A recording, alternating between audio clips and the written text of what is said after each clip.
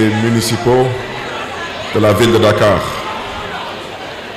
Monsieur le directeur de cabinet de la ville de Dakar, Monsieur le secrétaire général de la ville de Dakar, Mesdames, Messieurs, chers invités, en vos rangs, titres et grades respectifs.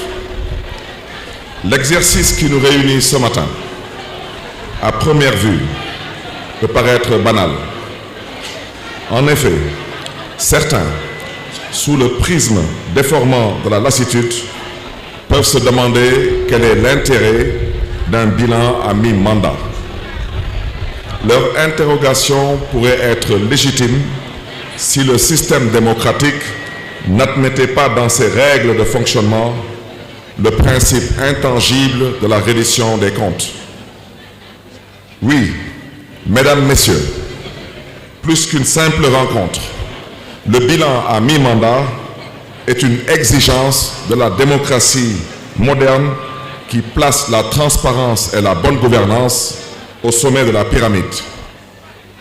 C'est pour répondre à cette exigence, pour satisfaire à cette obligation que nous devons, en tant qu'élus, c'est-à-dire en tant que dépositaires de la volonté populaire, convoquer les Dakaroises et Dakarois périodiquement et dans des formes diverses pour leur parler ou, plus exactement, pour nous expliquer sur la manière dont nous tenons le gouvernail du bateau dénommé Dakar.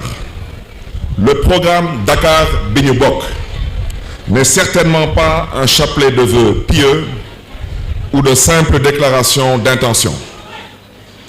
Il a été conçu selon une démarche originale basée sur la collecte de données à travers des visites de terrain permanentes auprès des différentes couches de la population. Je veux citer le fameux Dox Mbokk. C'est donc un programme conçu avec les Dakarois et pour les Dakarois. Cette démarche de co-construction nous a permis de comprendre les préoccupations de nos concitoyens et de placer l'humain au cœur de nos politiques, de nos urgences et de nos priorités. En 2 ans et demi, vous pouvez constater l'adéquation entre ce programme et les réalisations effectuées et celles en cours. C'est là tout le sens du thème général de nos travaux. Beaucoup de gens se posent la question, où est Barthélémy Diaz? Que fait Barthélémy Diaz? Eh bien, je suis dans le Dakar bi ñu bokk, Sidi la nekk. En vérité, Mesdames, Messieurs, il s'agira durant ces 3 jours de revisiter les points essentiels de notre programme afin de pouvoir évaluer objectivement le degré de réalisation et bien entendu d'identifier les contraintes et les obstacles à surmonter pour travailler plus vite et plus efficacement en direction de 2027.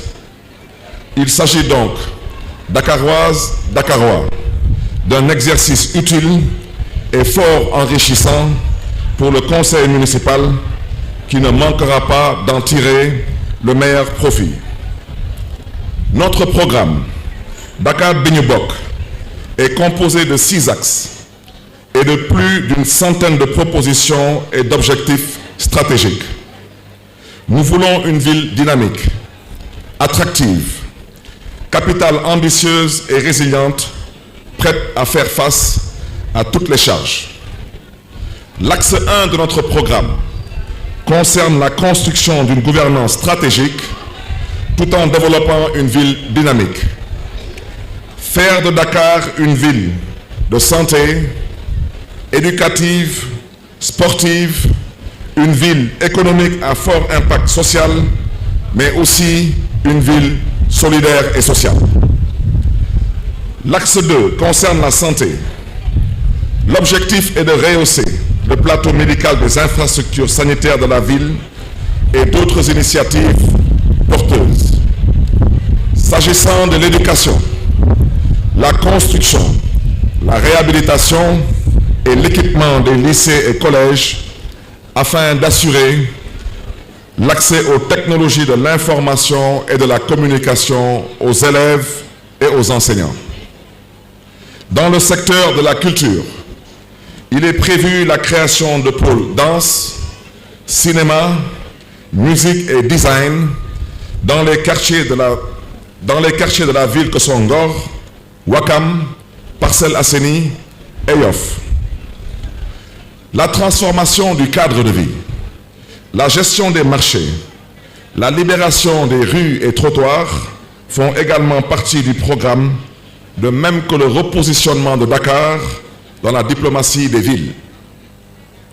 À ce stade, vous me permettrez de décliner nos réalisations en cours et je me permettrai de commencer par la santé et l'éducation, qui sont deux piliers essentiels de la politique municipale. La santé pour tous. Comme dit l'adage, quand la santé va, tout va bien. L'objectif de la politique municipale de santé est de rehausser le plateau médical des infrastructures sanitaires placées sous la responsabilité de la ville de Dakar. La politique sanitaire et sociale de la ville est placée sous le signe de la solidarité, de l'inclusion et de la justice sociale.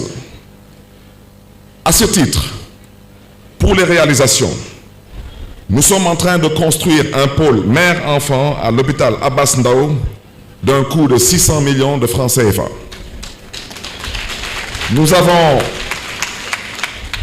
déjà commandé et d'ici quelques semaines, nous allons recevoir un IRM pour un montant d'1,5 milliard, soit un investissement global de 2 milliards de francs CFA dans le cadre de la vision que nous avons pour l'hôpital Abbas Ndao. Nous avons déjà construit et réceptionné un centre médico-scolaire dans l'arrondissement de Grand Dakar, particulièrement dans la commune de Dieuppeul-Derklé-Castor. La réouverture de l'école municipale de la santé pour la formation d'infirmiers, de sages-femmes et d'assistants infirmiers gratuitement. Le centre de dialyse Khalifa Ababakar Sall de Liberté 6, équipé de 40 générateurs, d'un coût d'à peu près 400 millions de francs CFA et qui peut prendre jusqu'à 120 patients par jour. La prise en charge des analyses biologiques pour un montant de 50 millions de francs CFA. Des ambulances médicalisées pour la commune de Parcelles Assainies, la commune de Grand Yoff, l'Institut d'hygiène sociale et le centre de dialyse Khalifa Ababakar Sall de Liberté 6. 10 500 prises en charge dans les hôpitaux partenaires et nous avons des partenariats avec 12 structures sanitaires à Dakar. 26 évacuations sanitaires, principalement au Maroc, au niveau de la clinique internationale de Casablanca, avec laquelle la ville a noué un partenariat. Et pour l'instant, nous avons déjà consommé à peu près 88 millions de francs CFA en prise en charge. Pour les actions sociales, la ville de Dakar, en 2 ans et demi, a déjà décaissé 2 milliards 20 millions de francs CFA pour tout ce qui est secours des fêtes de la Tabaski et des fêtes de Pâques. 1 milliard de francs CFA lors de la journée de la solidarité municipale avec des financements et des équipements dédiés aux femmes, aux jeunes et aux couches plus vulnérables. Des kits alimentaires et des denrées pour le Ramadan et le Carême, ainsi que des moutons et des bœufs lors des fêtes de Tabaski et Tamkharit pour venir en aide aux plus démunis et aux populations les plus vulnérables. Noël pour tous, en décembre 2023, au profit de 1000 enfants ayant des besoins spécifiques, mais aussi à ceux que j'appelle les enfants oubliés de Dakar. Pour ce qui concerne l'éducation, Dakar, ville d'éducation. Comme le disait